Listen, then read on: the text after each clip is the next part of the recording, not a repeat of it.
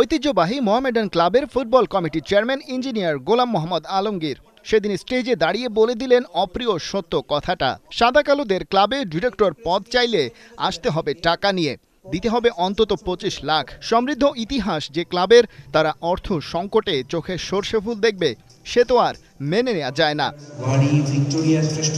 এই হচ্ছে দেশের ফুটবলে প্রথম সারির একটা ক্লাবের অবস্থা। যদিও গোলাম মোহাম্মদ আলমগীর দায়িত্ব নেয়ার পর অর্থ সংকট কেটেছে অনেকটা, প্লেয়ারদের বেতন বোনাস হচ্ছে, ভালো মানের ফুটবলারও আসছে।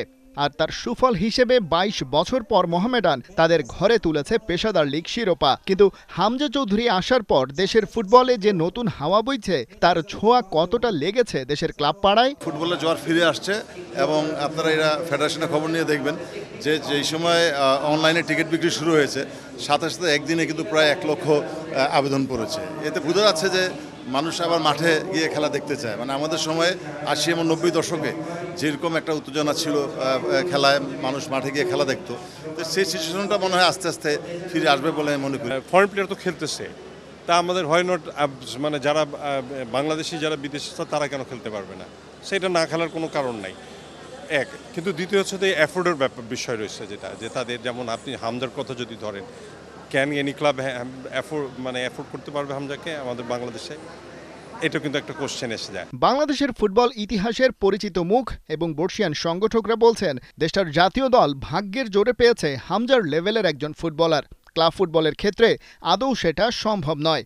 কিন্তু ইংলিশ প্রিমিয়ার লিগ তারকা যে পথ দেখিয়ে গেলেন, সেটা ক্লাবগুলো কি কাজে লাগাতে পারে না? তবেই তো ফিরতে পারে গ্যালারিতে ফুটবলের সেই স্বর্ণালী দিন। প্রিমিয়ার লিগের একজন প্লেয়ারকে অ্যাফোর্ড করাটা খুবই মুশকিল, কিন্তু হামজার লেভেলের না হোক, লেভেলটা উন্নতি করার ক্ষেত্রে কিছু করা যেতে পারে কিনা? না, সেটা তো হইতেই পারে যে ভালো প্লেয়ারকে পাইলে কেন নেবে না টিম? তা বাংলাদেশও তো পয়সা দিচ্ছে, অন্য ফরেন প্লেয়ারকে পয়সা দিচ্ছে না। সুতরাং সেই পয়সাটা যদি দেশি কোনো প্লেয়ার হয়, সে বিদেশে থাকে, ভালো খেলছে, ওই লেভেলের ফুটবল খেলছে, যোগাযোগ, সেটা হবে না কেন? হবে।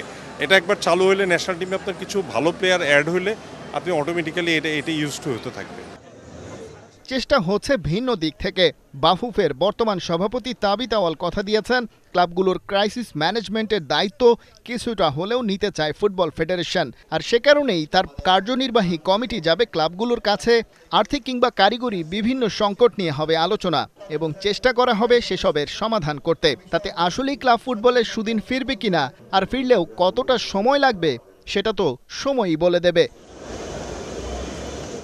খালিদ জামিল, ৭১, ঢাকা।